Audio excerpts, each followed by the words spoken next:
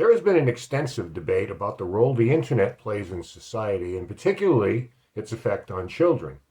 There is unlimited access to entertainment and education that can enlighten kids, but there's also a darker element to the web that can also expose them to very negative elements.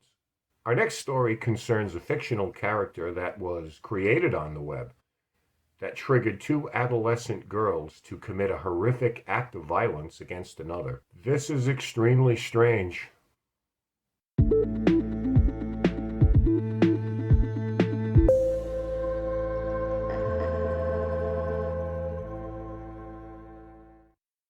There are any number of menacing fictional characters that have sprouted from the imaginations of writers and creators throughout history.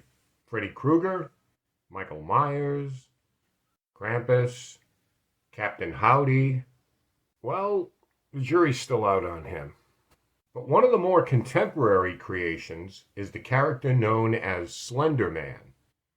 Slender Man's origins go back to 2009, when a meme of his character sprung from the mind of Eric Knudsen, username Victor Surge, as a creepypasta in a user forum called Something Awful. For all you older folks like me, creepypastas are horror-themed stories that have been spread throughout the internet. Slender Man was Knudsen's submission in a Photoshop contest where users were asked to submit paranormal images, and his was accompanied by stories based on fictional witness testimonies of Slender Man stalking, abducting, and generally terrorizing people, in particular children. He was depicted as a thin, abnormally tall humanoid with a featureless head and face, wearing a black suit. It's been said Knudsen took his inspiration for the character from, among others, Zach Parsons' That Insidious Beast, Stephen King's The Mist, The Phenomena of Shadow People, Mothman, and the Tall Man from the 1979 film Phantasm. Slender Man broke the internet, and because of his popularity, other users began to expound on the story, adding their own elements, and Slender Man eventually became an internet sensation. One contributor even traced Slender Man's origins back to 16th century Germany. The Slender Man was subsequently featured in many forms of literature, video games, and films. Some of the stories submitted depicted young people either driven insane or becoming his minion, and part of the Slender Man canon is that investigating his legend only serves to draw his attention and put you in greater danger. Within only a few months of his creation, George Nuri's Coast to Coast AM, a radio call-in show devoted to the paranormal and conspiracy theories, began receiving callers asking about the Slender Man. His creator, Eric Knudsen, said that many people, despite knowing Slender Man as a fictional character, still entertain the possibility that he truly exists. But this blurring of fact and fiction was never more evident than on the morning of May 31st, 2014, in Waukesha, Wisconsin. It was here, on a Saturday, that two 12-year-old girls, Anissa Weier and Weier Geyser, suggested they and their sixth-grade classmate, Payton Leutner, conduct a game of hide-and-seek in David's Park, a wooden recreational area in Waukesha. The night before, Weier and Leutner attended a sleepover at Geyser's house to celebrate Geyser's 12th birthday. 2 years earlier, Payton and Morgan became friends when Payton sat down next to her in the school cafeteria, explaining that she was sitting all by herself and she didn't think anyone should have to sit by themselves. When the girls entered 6th grade, Geyser made a new friend, Anissa Weier. Although Payton didn't really like or trust Anissa, she tolerated her out of respect for Morgan's friendship with her. Weier and Geyser lived in the same apartment complex and shared rides to school together. They also bonded over their shared interest in Slender Man, and that interest soon became an obsession. One of the girls said that Slender Man watches her, can read minds, and can teleport. Once Payton had been lured into the woods, she was told by Weier to lie down and cover herself with some twigs and leaves to avoid being seen by Geyser. This was just a ruse, as she was suddenly held down by Weier, and Geyser, egged on by Weier, who earlier had told her, "When we get her down, go ballistic, go crazy," proceeded to repeatedly stab her best friend since fourth grade in the arms, legs, and torso, 19 times in total, with a 5-inch long kitchen knife. Geyser recalled Leutner forlornly screaming out, "I trusted you." Two of the wounds were to major organs, one missing a major artery of her heart by less than a millimeter, and another pierced her diaphragm, cutting her liver and stomach. Weier then told Leutner to lie down and be quiet, so she wouldn't lose so much blood.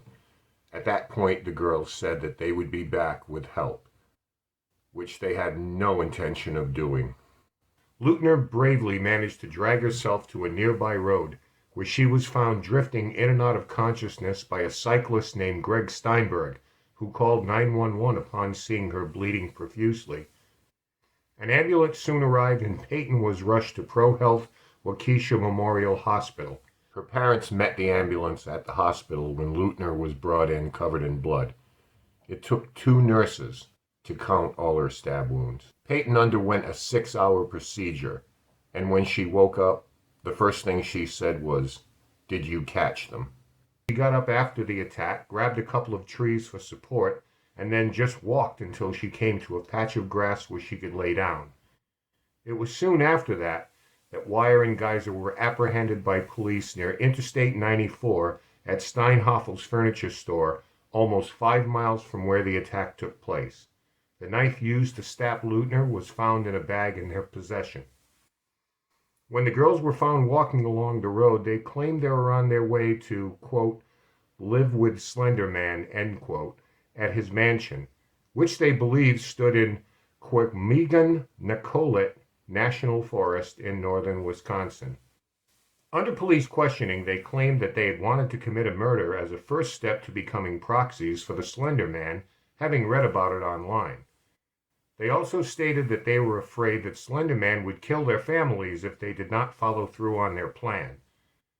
Police claimed that while Geyser displayed no remorse, Weier felt some guilt for stabbing the victim, but maintained the attack was crucial in order to appease Slender Man. Once all 3 girls were questioned, more of this bizarre and horrific story came to light. Geyser and Weier confessed that the original plan was to kill Payton in her sleep, and had actually been formulating this plan for 6 months, since December of 2013, when Geyser suggested to Weier that they take another human life in order to appease Slender Man. So of course this would entail killing another human being to demonstrate their dedication to a fictional character.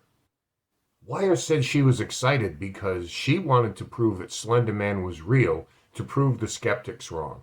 When police combed through her home, they discovered that Geyser had kept a journal with some very disturbing artwork inside that feature many crude drawings, including some of the faceless Slender Man, and pages featuring circles with what appears to be crosses drawn over them. The illustrations are often accompanied by messages like, "He still sees you," "No more secrets," and "You are a strange child, it will be of my use." Also discovered was a list of supplies the girls apparently needed to carry out the stabbing, such as pepper spray, a map of the forest, a camera, weapons with kitchen knife written in parentheses, flashlights, and curiously, the will to live. Photographs of Geyser's dolls, which had been defaced with red blood-like stains and other markings, were also entered into evidence. Geyser's browser history revealed something even more horrifying. On it, police found thousands of internet searches like "How to Get Away with Murder" and "What Kind of Insane Am I?" It was clear just how carefully she was plotting this murder. At the conclusion of the investigation, Geyser was charged with attempted first-degree homicide, a Class A felony, and Weier was charged with attempted second-degree homicide, a Class B felony. Because of the severity of the charges, Weier and Geyser were waived out of juvenile court to be tried as adults. In 2017, Weier pled guilty to attempted second-degree homicide. The jury found her not guilty by mental disease or defect, and she was sentenced to 25 years to life, with at least 3 years in confinement and required treatment in a state psychiatric institute, followed by communal supervision until age 37. Geyser accepted a plea offer where she would not go to trial and instead be evaluated by psychiatrists to determine where and how long she should be institutionalized. She later pled guilty but was found not guilty by reason of mental disease or defect and was subsequently diagnosed with schizophrenia, from which her father also suffers. She was subsequently given a maximum 40 years to life with at least 3 years of confinement and required treatment in a state psychiatric institute until complete resolution of symptoms or until age 53. While Geyser will periodically have the opportunity to petition for her release from a mental health facility in the future, she will remain under institutional care for the duration of the sentence. During her trial, she had been committed to the Winnebago Mental Health Institute and was the youngest patient there. So now it begs the question, what happened to everyone? Where are they now? That's a fair question. Let's take a look. In 2020, an appeals court rejected Geyser's petition to be retried as a juvenile. Her attorney argued that she should have been charged with attempted second-degree intentional homicide rather than first-degree, and that Geyser gave statements to investigators before being read her Miranda rights. She has petitioned the Supreme Court of Wisconsin to review the ruling. At a court hearing on March 10, 2021, Weier, who is now 19, submitted a letter to the court stating that she was sorry and deeply regretful for the agony, pain, and fear I have caused, not just to Leutner, but to my community as well. She further stated that, I hate my actions, May 31, 2014, but through countless hours of therapy, I no longer hate myself for them. On July 1, 2021, Waukesha County Judge Michael Boren ordered Weier released from the Winnebago Mental Health Institute, gave state officials 60 days to draw up a conditional release plan, and required that Weier be assigned State Department of Health Services case managers to track her progress until she's 37 years old, the length of her commitment. On September 13, 2021, Weier was released with multiple stipulations to include 24-hour GPS monitoring requiring her not to leave Waukesha County without permission, a monitoring of her internet interactions, and banishment from all forms of social media. She will also be required to take medication and be personally escorted to regular counseling sessions by a caseworker. She will be required to live with her father during her probation. The one positive result coming out of this gruesome account was that Leutner was discharged from the hospital 7 days after the attack and returned to school in September of 2014. She reacclimated herself remarkably well, but admitted later that for a long period of time following her attack, she slept with a pair of scissors under her pillow. Members of the creepypasta community held a 24-hour live stream on YouTube June 13th through 14th, 2014 to raise money for her. Wisconsin Governor Scott Walker issued a proclamation declaring Wednesday, August 13th, 2014, Purple Hearts for Healing Day, and encouraged the people of Wisconsin to wear purple on that day to honor the victim of the stabbing. The city of Madison, Wisconsin held a one-day Bratwurst Festival to honor Leutner on August 29th, several days before the victim returned to school. Hot dogs and bratwurst were sold to raise money towards the victim's medical costs. The event drew over 250 volunteers and raised over $70,000 for Payton. In September of 2021, following Weier's release, it was revealed that Payton moved out of Waukesha County and is currently a sophomore at an undisclosed college. While certainly First Amendment rights protect much of the content on the internet, stories like Slender Man often intrude on reality. Once those stories spread beyond those who are in on the joke, some people perceive them as real. Think of all the disinformation that's constantly put out on the internet and how people take it as gospel. Think of all the internet memes out there where public officials are photoshopped wearing prison jumpsuits, and I think you catch my drift. But once in a while, when fantasy results in vulnerable or damaged people acting upon their worst impulses, the results can range from irrational to downright catastrophic. In the end, it's up to we as parents to monitor our children's activities on the internet and to guide them away from sites that can potentially harm them. And pay close attention to the warning signs that your child may be exhibiting behavioral, social, or psychological issues that warrant your attention. Don't ever regret caring too much. And in terms of internet memes and myths and legends, I think Payton Leutner herself deserves the last word on this. She said, parents need to talk to their kids directly, saying, "This is not real. This is fake."